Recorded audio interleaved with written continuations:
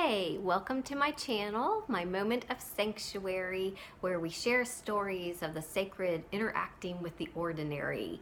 If you are new, welcome, welcome. I would love to hear from you. If anybody wants to contact me, I do have an email, momentsofsanctuary@gmail.com. So that is another way that you can share your stories or prayer requests or anything like that. Today's story is about a trip that I took with some youth to Brooklyn, New York.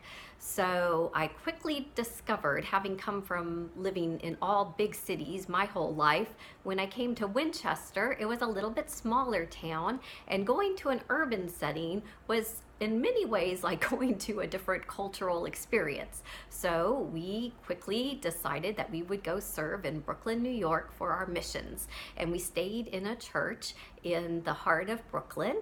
And the first day we were there, we were going to be there a week. And the first day we were there, it was a terrible rainstorm, just constantly coming down in sheets. And the boys were all going to sleep in the fellowship hall of the church with their sleeping bags on the floor. But because the church was a little smaller and space is very limited in Brooklyn, it was also where we had to eat. So the boys' stuff was all stored in a different room, and the fellowship hall was a little bit sunken. You had to go down the stairs to it. Well, because of all this rain, the fellowship hall flooded. Fortunately for the boys, it was during the day and their stuff wasn't in the room. So that was super great. And we just got like 2.5, 3 inches of water covering this fellowship hall.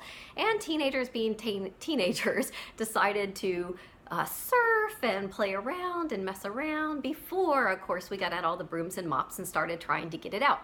But we quickly discovered that unfortunately, this water was backing up from the sewer, and it was sewer water.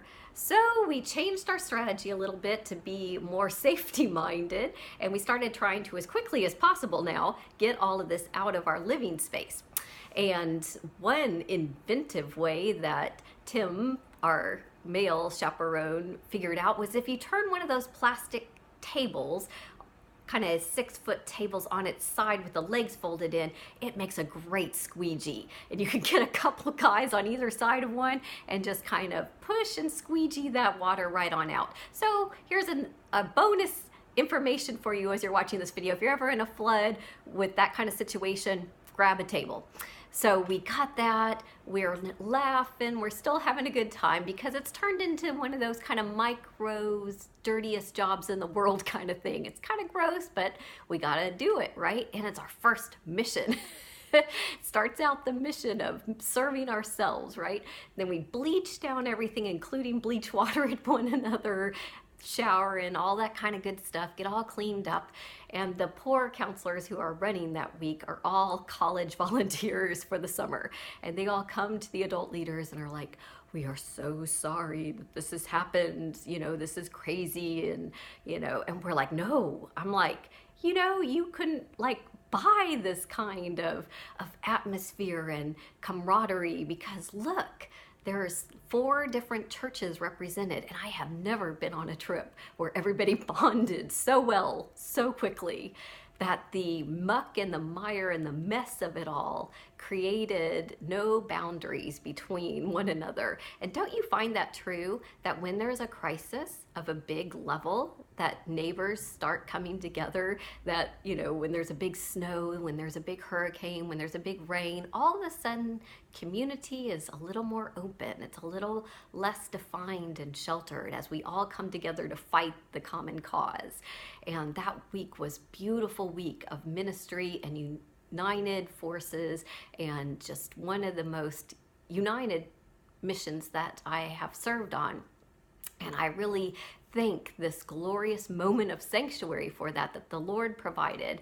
Not that God causes necessarily these bad things to happen, but that He uses them, that when they happen, even the dirty, gross things can be used and redeemed.